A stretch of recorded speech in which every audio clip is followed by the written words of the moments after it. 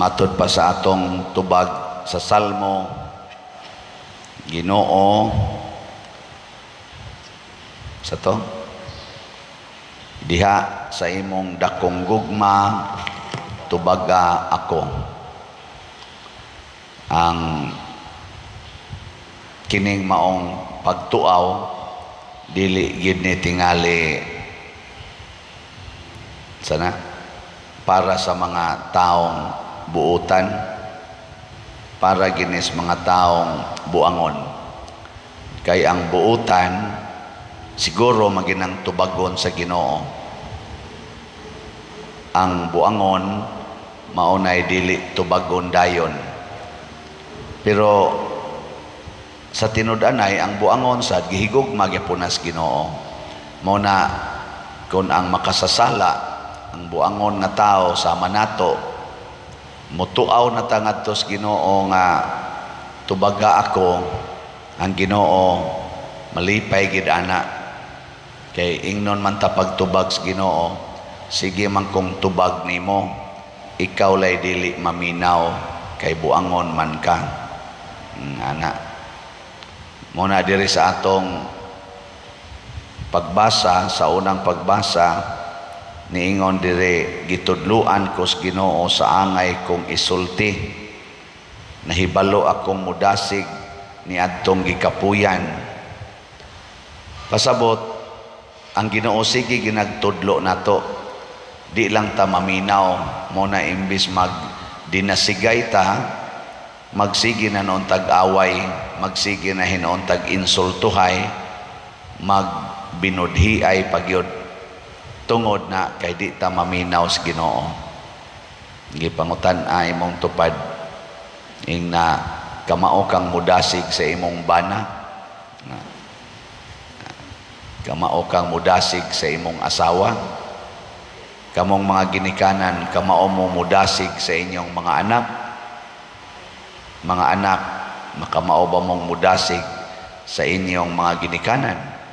Basig na discourage na sila sa inyong binuhatan, sa inyong paminaw, kamusad, kamao mong mudasig sa inyong pari.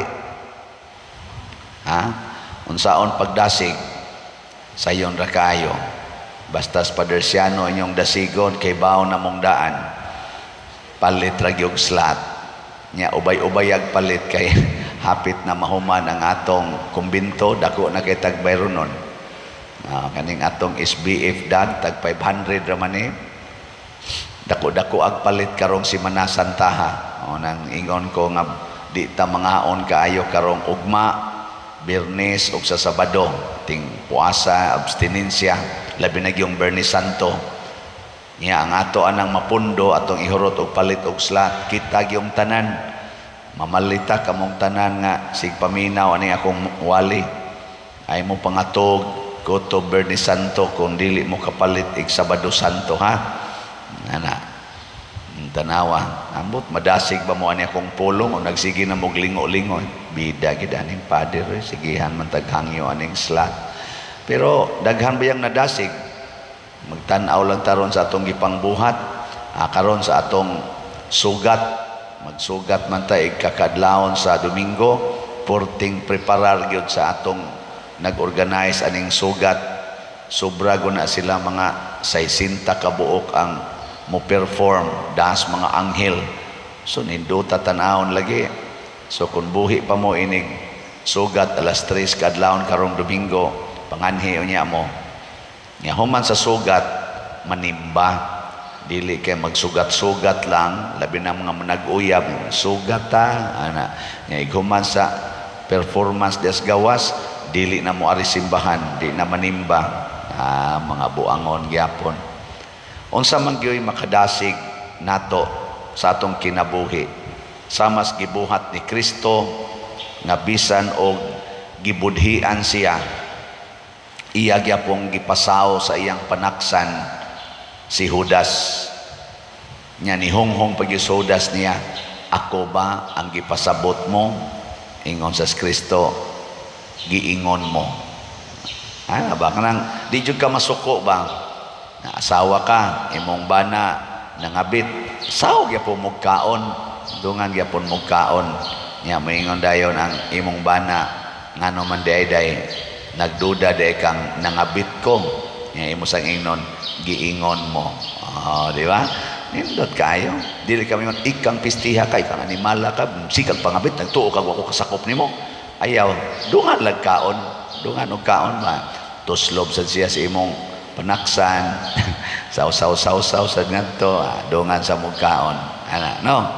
Nindot kayo. Pero nagbudhi na guna siya nimo.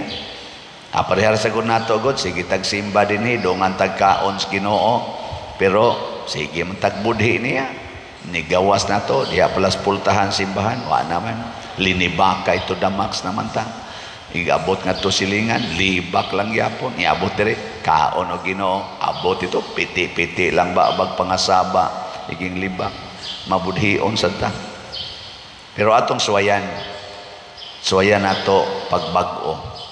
Nini karong si Manasanta, siguro o nato nga magbag-o ta. Ug ato na ning i-maintain aron ang atong kinabuhi mahimong kadasig ngadto sa uban. Sige, katapusang lingi sa imong tupad. Ing na isaad nako sugod karon din agiti ka yaw-yawan. No? Niya ko nang imo ganing atubang ang nangutang nimo ing na sugod karon din agiti ka paninglan. Di porting dasigas iyang kinabuhi. Ninduta gud ani gud. Muna atong misyon, mo sa nay atong challenge.